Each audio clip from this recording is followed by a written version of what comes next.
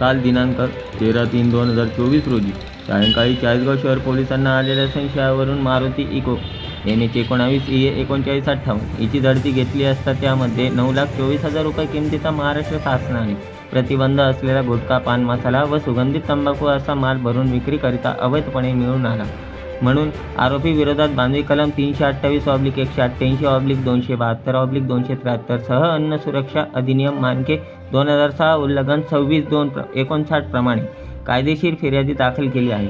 यावेळी पोलीस निरीक्षक संदीपजी पाटील, उपनिरीक्षक योगेश माळी, पोलीस कॉन्स्टेबल रमेश पाटील, भूषण पाटील, विजय पाटील, अमोल भोसले फिर्यादीसह उपस्थित होते। पुढील कार्यवाही पोलीस उपनिरीक्षक योगेश माळी करीत आहे। तसेच या कारवाईने अंमली पदार्थ विक्रेत्यांमध्ये खळबळ उडाली आहे। Chalisgaon speed news, Chalisgaon.